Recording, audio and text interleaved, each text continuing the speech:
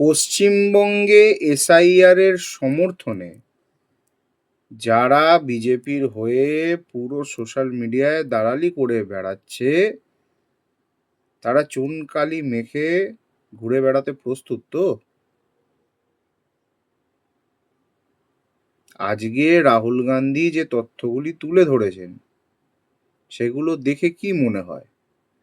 নির্বাচন কমিশন কি আদৌ নিরপেক্ষ? যেটা কর্ণাটকে আমরা দেখেছি হাজার কিছু ভোটের বিষয়, সেটা আজ হরিয়ানাতে 25 লক্ষ, যদি আমি ভুল না বলে থাকি। ব্রাজিলিয়ান মডেল হরিয়ানার ভোটার লিস্টে।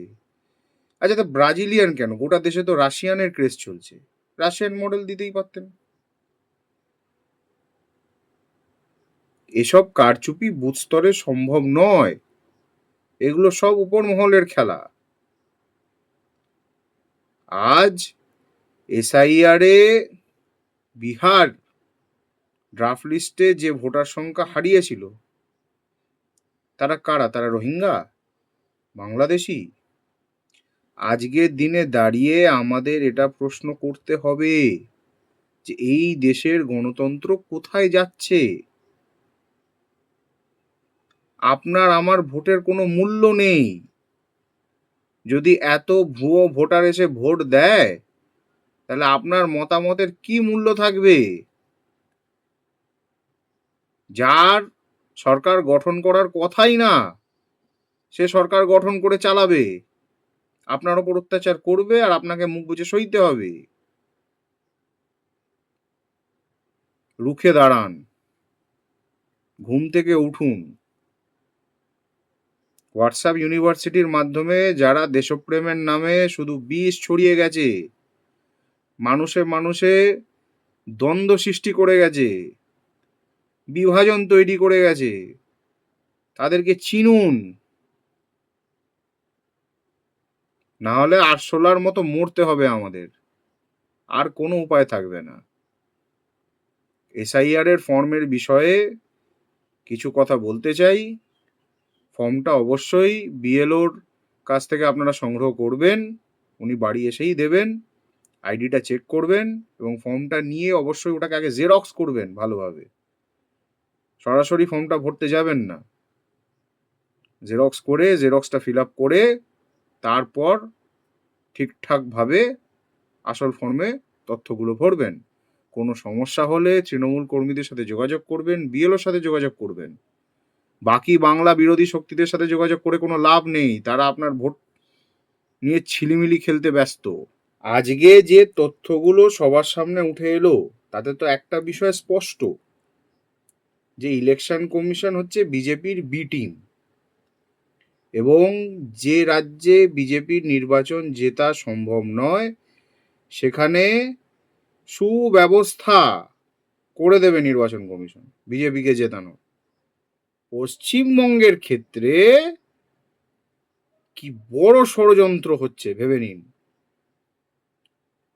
শুধু ওই ভোটার লিস্টে ওদের ভোটার ঢুকিয়ে লাভ হবে না, এসআইআর করতে হবে, যারা সাধারণ ভোটার তাদের বিপাকে ফেলতে হবে,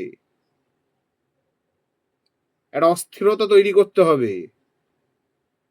সব কবে করতে হবে না? ঠিক নির্বাচনের আগে করে যদি কোনোভাবে দিদিকে সরানো যায়। যারা বলেন যে না, রাজনীতি ঠিক ভালো লাগে না, রাজনীতির বিষয় নিয়ে আলোচনা করতে চাই না,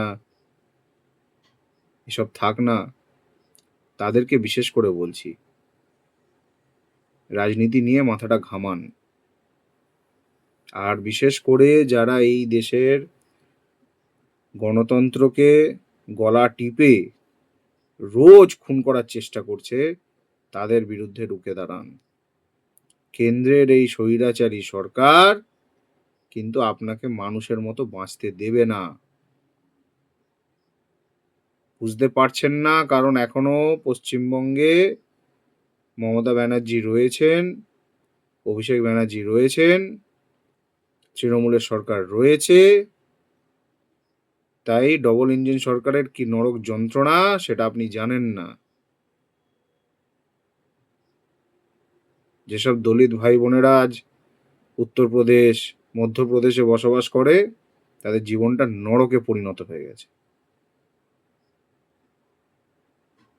বাংলায় যে ষড়যন্ত্রটা চলছে সেটা শুধু বিজেপির ভুয়ো ভোটার দিয়ে বাংলার ভোটার লিস্ট ভরিয়ে দেওয়া নয়, বাংলার জেনুইন ভোটারকে বাদ দিয়ে তৃণমূলকে হারিয়ে দেওয়া, এই ষড়যন্ত্রটা চলছে।